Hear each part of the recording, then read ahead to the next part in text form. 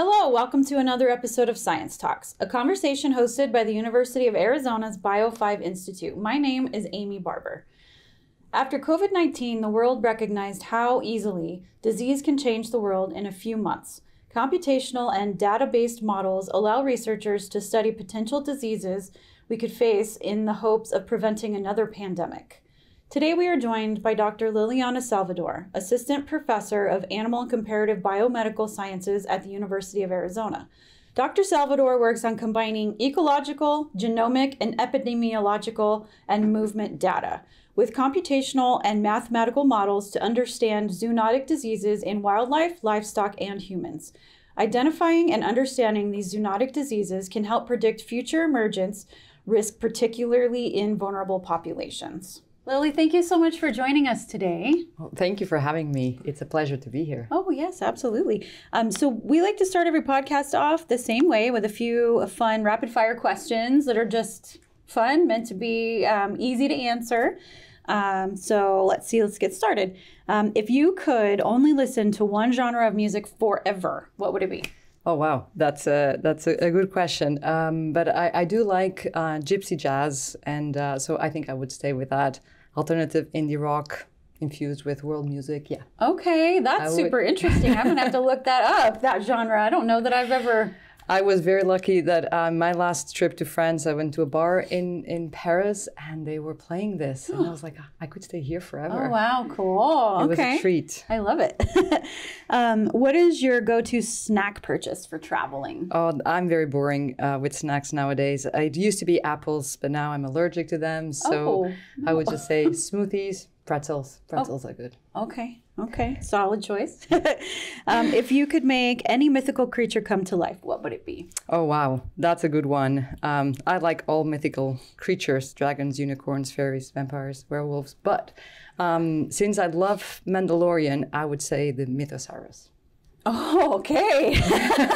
All right. Nice. Baby Yoda. Thank you. So we always like to ask our scientists, what was their aha moment, just realizing that this is what they wanted to do with their life? What made you choose this career over everything? What was your aha moment?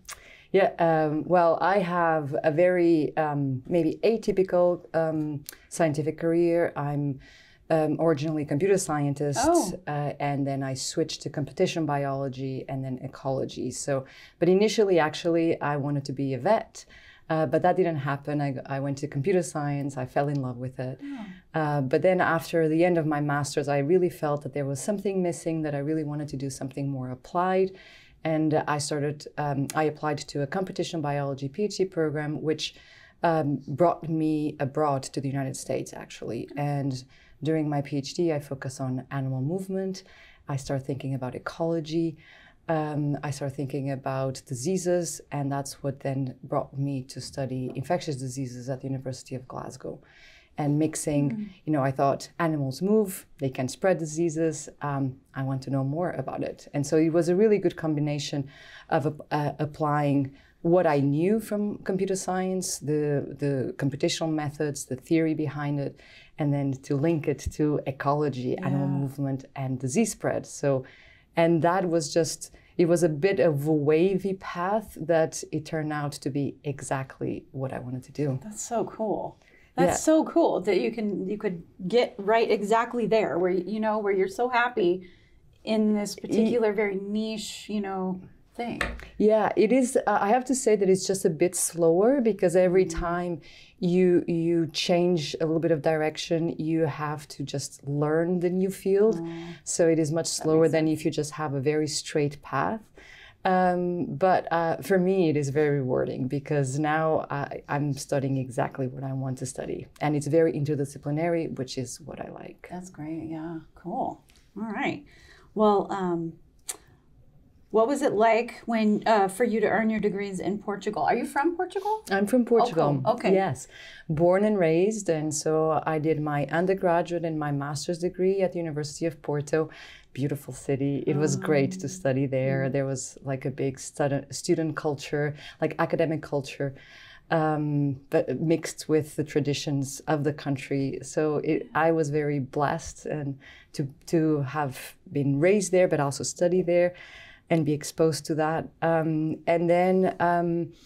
And because it was a computer science degree, and we were actually very united, like the cohort, because we found it so challenging. And so there was a lot of collaboration between students, and it was fun. I wasn't very used to being in a very competitive environment, and so then it was when I started doing my PhD that I moved to Lisbon, to a bigger institution, a more competitive institution, and then when I moved abroad, that's when I really realized, wow, this is what competition is, and not only like amongst peers, but also just like in terms of resources and publications and so on. Yeah, and so that was kind of leads into my next question. I was wondering, how would you compare your experiences there to your experiences here in America? And it sounds like maybe it's more competitive here? Or... Well, it is more competitive here. However, because here there are more resources, there are more opportunities. Oh, okay. There is a very competitive for just a very short amount of resources. Okay. So, at the end, I think it is competitive both ways. I think it was more the field where I was, computer science, and at the time I was focusing on theoretical computer science. So there's not a lot of money involved in that in terms of the output. Is more like basic science. But then once you start working more in fields related to health, human or animal health, or where there is the possibility of having a lot of collaboration with industry, I think that those fields are more competitive for funding, but also in terms of they want to be the first ones to discover the drug for a specific disease, or so I found that is a little bit more competitive, and I don't know if it is country to country or just field to field. Oh, okay. Thank you. Yeah. What was it that brought you to the U of A, and more specifically Bio 5? So I was previously at UGA. I was already an assistant professor there, with a joint appointment between the Department of Infectious Diseases and the Institute of Bioinformatics. My partner was also there, and then we were both thinking in perhaps that it was the time to go to other places, and we both got an opportunity to come here. He first got the opportunity to come here, and then I came as a spousal hire, and then Bio 5 was a great fit. It is a very interdisciplinary environment, and so I requested if there was space for me here, at least temporarily for now. And I'm loving it. It is a very interdisciplinary place to be, and that's exactly what I do at the moment. Yeah. It's just like a combination of different fields. So I'm very new here still, but I really hope to talk with more people and perhaps even extend my line of research and work with colleagues here. Yeah, I was going to ask you, have you had a chance to connect with several individuals? With some people, we have had conversations, but nothing has materialized yet in a specific project or an application for funding. Not yet. It has just been a few months. Yeah. But I really hope so. Yeah, well, it will. It will. I've been here for 12 years now, going on 13, and I can tell you, I see it all the time for sure. Okay, so great. Yeah, absolutely. So, could you expand on exactly what you're researching and just sort of what goes along with it? Yes, of course. And I'm just going to start that. So here I'm here at Bio 5, but actually my home department is the School of Animal and Comparative Biomedical Sciences, part of the College of Agriculture and Environmental Sciences. And that is actually a perfect place for me to be in, like in terms of school department, because what I do is really like this comparative biomedical sciences. And so I focus on zoonotic pathogens, mostly on zoonotic bacterial pathogens, and that cause infectious diseases and in animals, but also in humans, and to try to understand how these pathogens jump the species barriers and also they transmit across space. Oh, wow. And so my school has, because they have the combination of the microbiology a PhD program, but also the animal and comparative biomedical sciences program. So it is, I'm at the interface of both, so it is a really good place to be. That is super interesting. Yeah. And so please excuse my ignorance, but zoonotic, so is it zoo animals or? No, so okay. Zoonotic pathogens are pathogens that have an animal source, okay, and that can infect humans. Okay.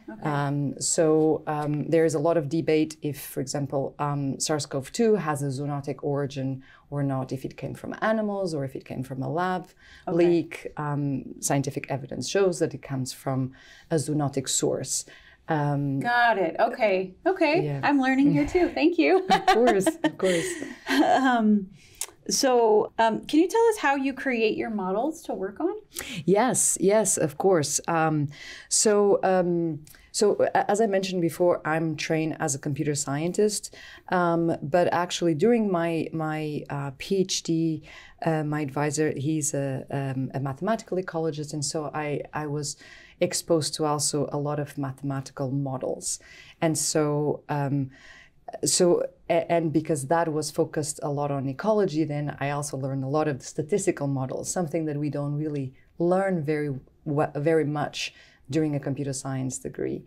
And so during my PhD, I really expanded my knowledge of modeling in general. But there are like different types of models that we develop in the lab. Either they are computational based, and they are mostly individual based or agent based models, that they are very computationally intensive. Or if we focus on, and for example, if I want to study the transmission of disease from one individual to another individual, I could put one person as an agent.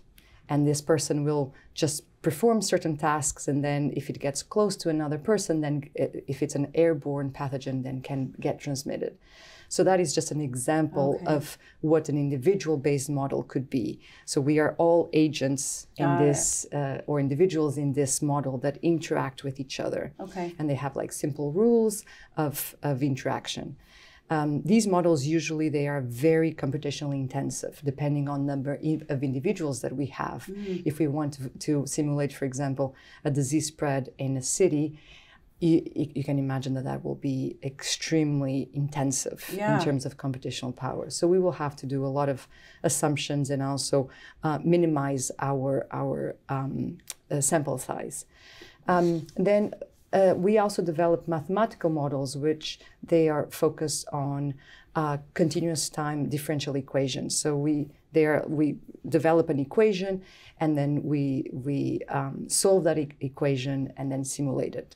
And these types of models are very interesting to learn. For example, how these are at the population level, and if we want to understand how the disease will spread in the population, and depending on certain management or control strategies, for example.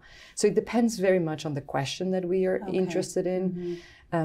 If we are dealing with data, if we have a lot of data and we want to understand, if it's more like a data science related question, so then we use a lot of statistical models and also machine learning models, where everybody's talking about AI now. As a computer scientist, I think AI has been around for a long time. But it's really nice to see these application to biological problems and to data science problems. Are there particular diseases that you work on? Yes. So I focus mostly on animal tuberculosis, which is a zoonotic disease. So humans can also get the animal strain of tuberculosis. But I also have worked on other bacterial pathogens like Salmonella or Leptospira. And these are all bacterial pathogens that can infect animals, that can infect humans, but also they can live in the environment and persist in the environment. Yeah, I know that the one that you said last, lepto. I had to get a vaccination for my dog. Exactly. For that one, yeah. Yes, and that is a neglected tropical disease, and there are still a lot of people getting infected every year. Oh, wow. And especially in tropical countries when there are a lot of rains, because this bacteria can actually live in the environment, and so water, for example, it is a possible contamination source. Yeah, that's what they said. If your dog's ever around ponds or water, you should just do this. Yeah, interesting. Awesome. Well, thank you for explaining that. Can you share any exciting moments that you've had recently in your lab, or just your research as a whole? Yes. Actually, there are two main exciting moments that I would like to share. One has been when I was still a postdoc, and I had the opportunity to do science, but with impact. So we were working in the government, and we were looking at what would be the effect of certain surveillance strategies in the control of a disease. So that was really important, because we were working with the government because they were very interested in using the surveillance strategies that we came up with, that we designed, to possibly implement them at the regional level or at the national level. So that was really interesting. Yeah, that's exciting. It was exciting. It was a bit nerve-wracking, because I was like, are my models correct? We don't really want to put this at the national level if I made a mistake in my code. No, but that was really, really interesting, and just having that experience and connection with policymakers. And we also had another work, and actually this one was here in the US, where we were studying the role of one wildlife species of elk, if they could be the new animal reservoir for bovine tuberculosis in Michigan. So in Michigan, wild-tailed deer, they maintain the disease, bovine tuberculosis. They sporadically infect cattle. And they wanted to know if elk that have been found infected with the disease could be the new species that could actually maintain the disease and also spread the disease to cattle herds. So it was really important to work very close with the Michigan Department of Natural Resources, and also with the USDA, to understand that problem. And at the end, we saw that elk were not really playing a role in the maintenance and the spread of the disease. Okay.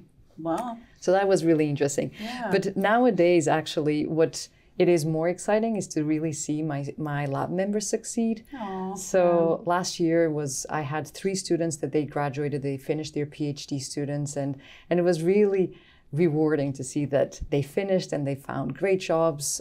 They have the postdoc intelligence community fellowship. The other one went to the St. Jude's research hospital as a senior bioinformatician or a researcher bioinformatician. And the other one is actually here at U of A to do a postdoc. So it's really nice to see them finish and then succeeding and finding really good opportunities for the future. Yeah. I didn't mess them up. No, you made them better. You gave them more information. So what are some of the main research goals for you? Yeah, so my main research goals at the moment are really to continue studying bovine tuberculosis, and we can call it bovine tuberculosis if it's tuberculosis that infects bovines, cattle herds, or animal tuberculosis that because it also infects wildlife like deer, elk, badgers, any mammal. Basically, this disease can infect, but also can infect humans. And so I really want to continue understanding the ecological, but also evolutionary and behavioral mechanisms for the transmission of this disease between animals, but also between animals and people. And one of the reasons is because tuberculosis, human tuberculosis, is still the #1 killer in the world. Wow. And it is a preventable disease. We have a vaccine for it. but still, and every year, 10 million people still fall ill with tuberculosis. And also 1.5 million people still die from tuberculosis each year worldwide. Wow.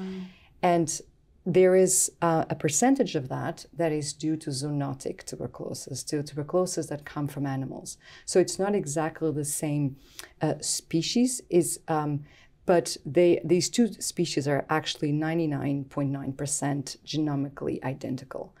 And so, but the fact is, it's very difficult to diagnose zoonotic TB in humans. Oh. The symptoms are very similar. And if someone goes to a hospital or to a clinic, it is very likely that it will be misdiagnosed. Because the symptoms are similar, they don't test for species of. So this is all part of what we call Mycobacterium tuberculosis complex. Zoonotic TB is mostly caused by what we call Mycobacterium bovis, but in humans, it is mostly caused by Mycobacterium tuberculosis. But they are all part of the same complex. Okay. The symptoms are very similar.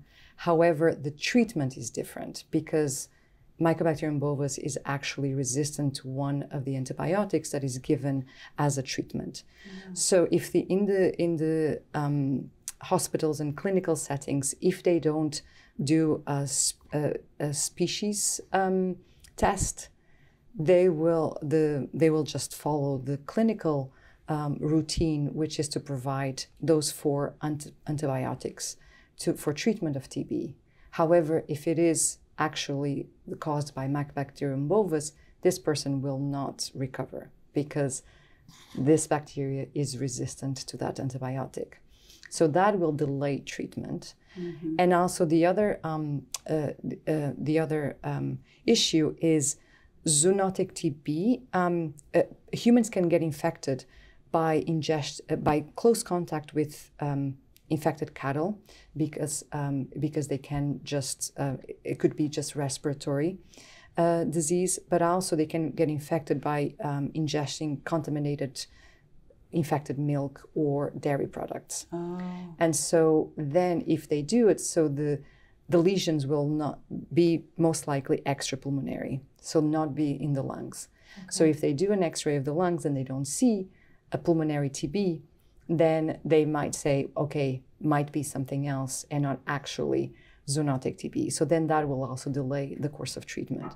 So because of these diagnostic issues, we believe that we don't really know what the true burden of zoonotic TB is in the worldwide population, especially in countries where there is no pasteurization of milk and people drink milk directly from the cows, and also populations at risk, populations that work at slaughterhouses or work in farms and are in direct contact with animals that can be infected.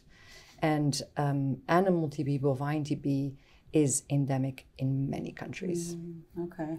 So that is the main goal of our lab. It is really to try to understand the transmission of animal TB across different animal species, but also to the human population, and try to understand if a human can infect another human if it's infected with that species of the tuberculosis complex.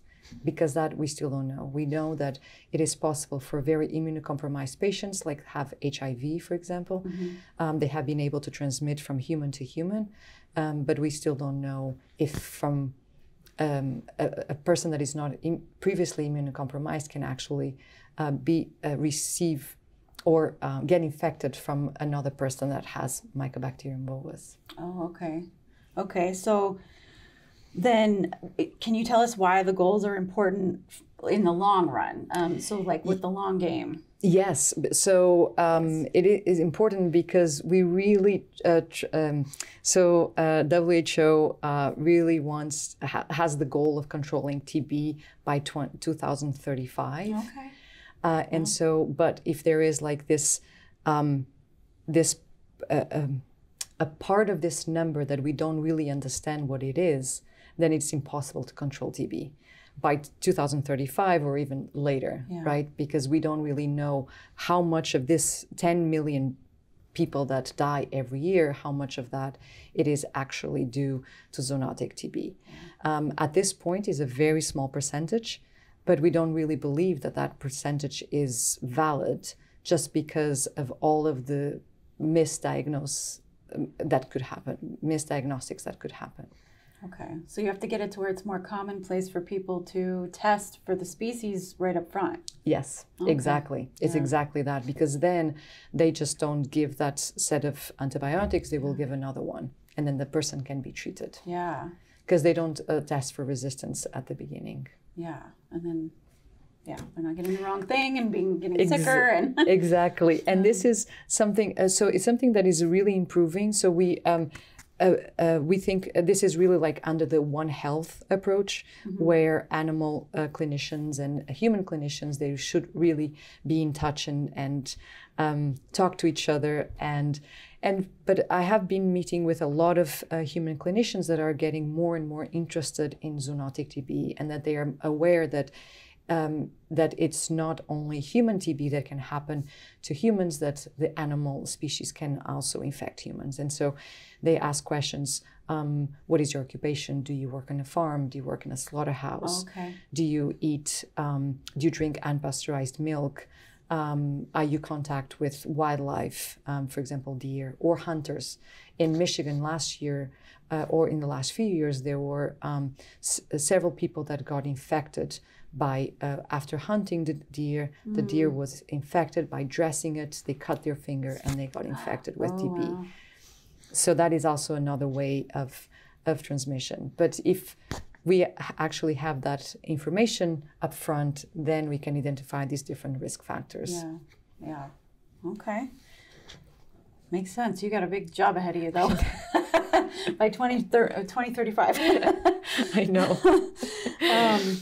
So can you give us a typical day for you? How does a researcher go about their tasks? Yeah, that's a very good question. Well, I start the day by walking my dogs. Oh, that's a good way to start. That is. And sometimes I think, I don't have time for this, but it is always great. It is. I'm very grateful that, they're great.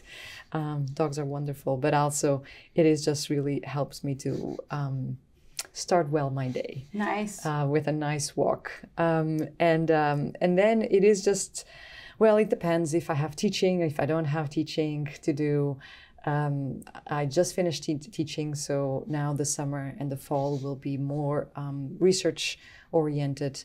But I try to plan the week before what I'm going to do for the following week, and also the night before. I always see what I have just to prepare mentally for the meetings that I have.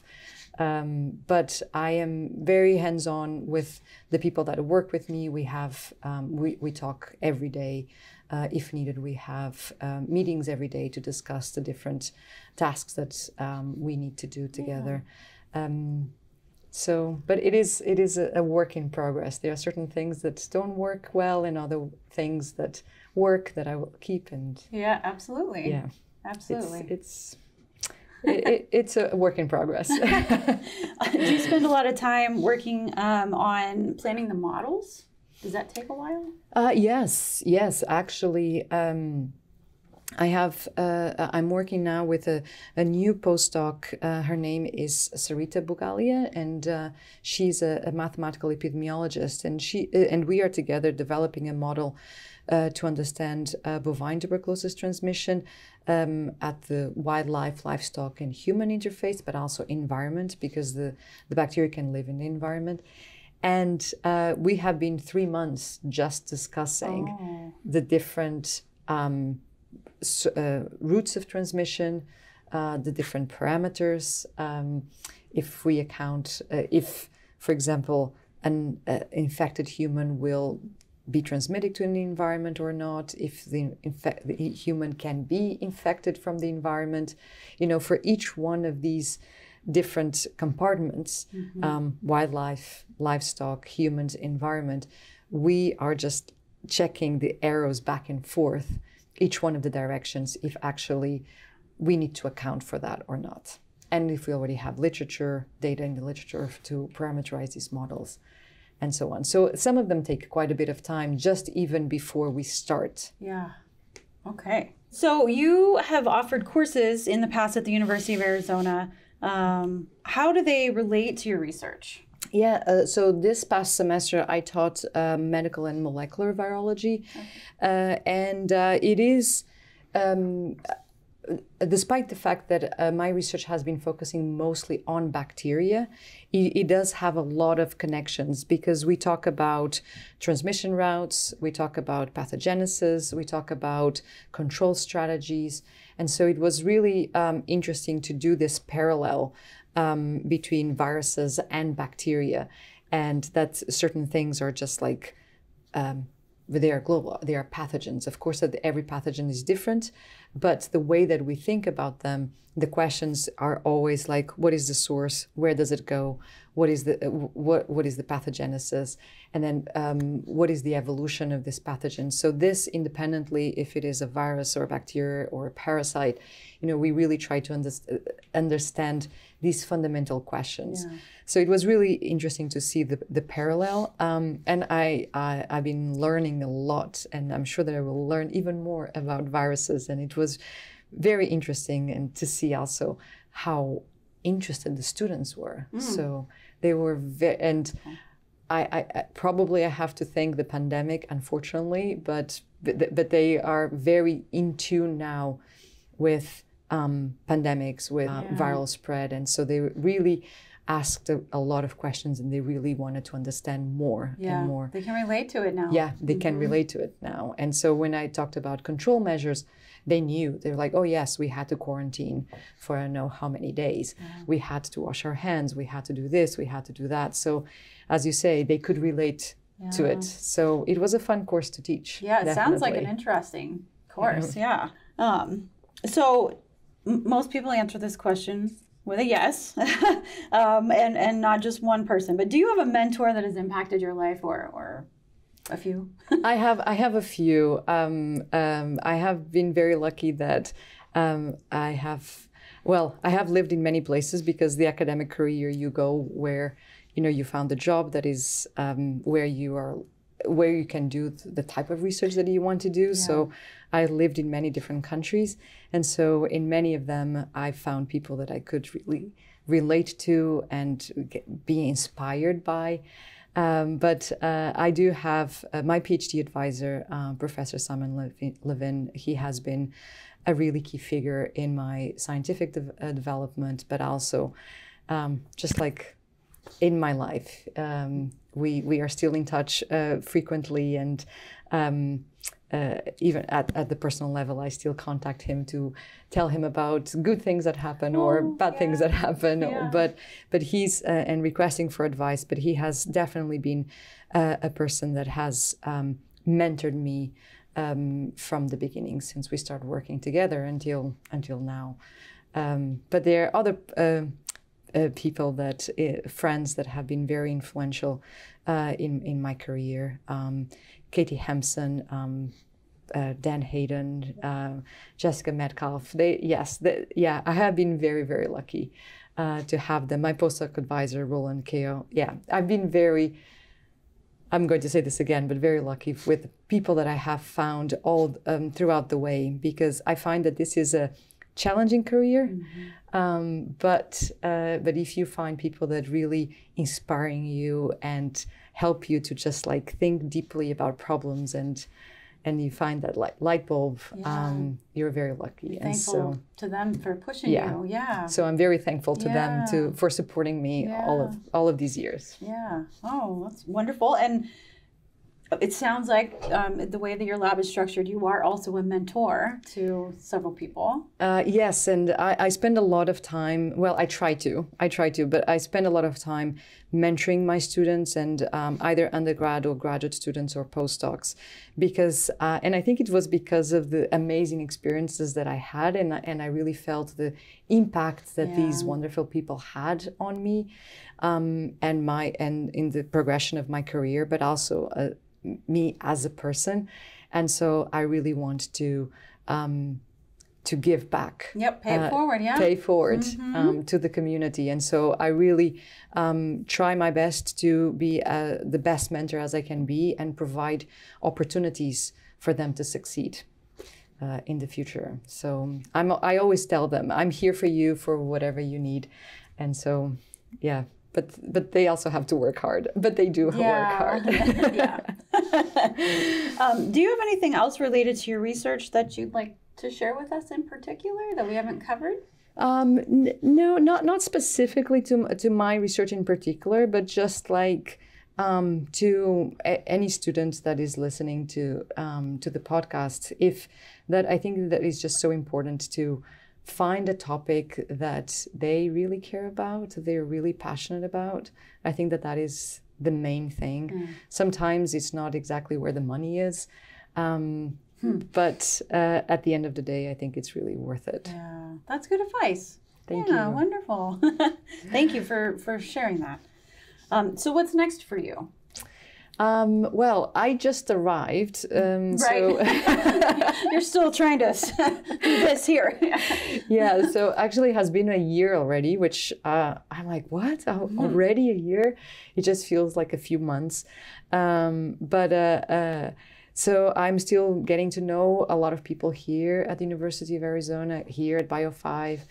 And so the next it is really to establish my lab, establish collaborations locally. I have a few with other universities, but I really would like to have here at the university and also in our state of Arizona. So I think that will be where I'll be focusing on to establish the lab and local research collaborations. Wonderful. So it sounds like you're going to stick around for a little while. Yeah, okay. That's the plan. Good. That's the plan. Good. Well, we're happy to have you and glad to hear you're sticking around for a little while longer. So just to finish our questions, want to ask you, what is your why? Why do you do what you do?